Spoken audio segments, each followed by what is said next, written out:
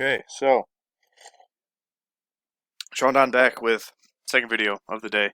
Paul Rosati, Masters thrower, 16-meter PR with a 25-pound weight.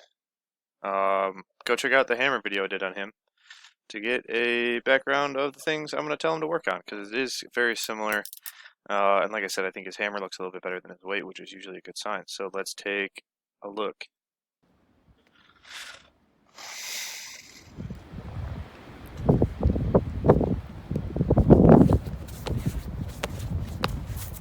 Yep. So one more time.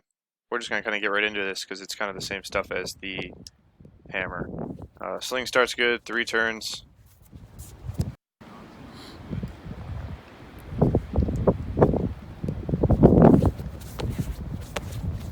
Yep. Okay, so Paul, like I said, a lot of similar stuff, a lot of similar tendencies compared to your hammer. Just I think it's a little bit accentuated by the shortness of the implement of the weight. So in the weight, big thing, sling start, I enjoy it. I like it. But with that, you need to make sure that you set your posture a little bit better, so keep your hips underneath you a little bit more, and then keep your chest up, because this is what kind of comes to bite you later in the throw. Same kind of thing as in the hammer.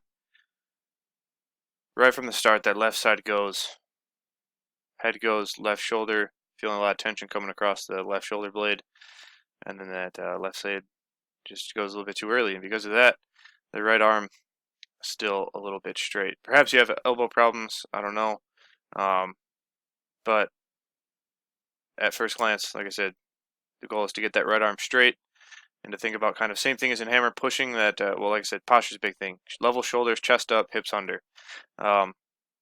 Push that elbow up and push the ball forwards, throw the ball forwards, punch the ball forwards, whatever you want to think about.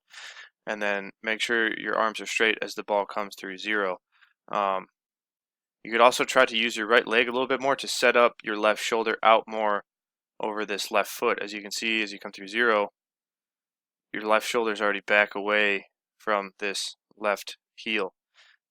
You want this left shoulder at least out over this left knee, left heel. Because of that, like I said, left side's just going a little bit too early in general. And you rise up, same thing, left leg straightens out a little bit. Right leg comes around kind of like a discus sweep, a narrow discus sweep. Your catch is decent, catch deep into that first turn. But because of this little bit of rise up here, you just catch a little bit. You over-rotate a little bit through the feet, but you still catch in the direction of the sector, which is good. But then same thing, you catch, this right foot comes down, and then what's the first thing that goes? The head and the left shoulder and the left leg. Left side's doing a lot. As this left heel comes down here, you can see this left side already starting to shift back. You see on your where you catch, left shoulder shifts back as ball goes through zero, when ideally you want this left side to hold. You want it to stay stable as the ball comes through zero, whereas like I said, it's about 20 degrees before zero, your left side starts to shift back. Once again, a sign of that pulling. Left side's doing too much, you're a little bit heavy on this right side. As you can see, once again, a lot of tension coming through this left shoulder, right elbow still bent. And then this right leg still kind of straight, sweeping around. A little slight over rotation again because that left side's doing too much and you're a little heavy on that right. And see your chest starts to come down a little bit more as the ball pulls on you more. So this is kind of why using the sling start in the entry, you got to keep your chest up, because it's only a matter of time until it starts to bleed into your turns, and it's like as you can see, at the start of the second turn, your chest kind of comes down a little bit, your hips are a little bit back, and the only way to fight out of that, for the most part, is to pull that left side more, which is exactly what happens. Your left heel kind of comes down, and then from there, left shoulder pulls once again as the ball comes through zero rather than after. And then this right arm gets a little bit more bent, left shoulder comes back a little bit more, and then you see same tendency as in your hammer throw. Left leg is most straight going into this final turn, and then that left foot kind of comes off the ground again. Big time. Your right foot actually comes down before your left foot touches down. And same thing, because his left side's doing so much and you're kind of pulling heavy over this right leg. You can see a lot of your energy is coming down and crashing. Chest is down, hips are back even more. When it kind of should be the opposite. As you progress through the throw, your hips should be more underneath you and your chest should be more kind of up, and your head should be kind of up and away. As you can see, the orbit gets really steep here. The hammer drops down below the knees, but you're strong enough to kind of fight out of it. But you see the tendency is to pull this left foot off the ground because you have too much weight back on this right leg. So a little bit quicker than the hammer video, but it's a lot of the same stuff. Like I said, I think the length of the implement, the shorter weight, accentuates some things.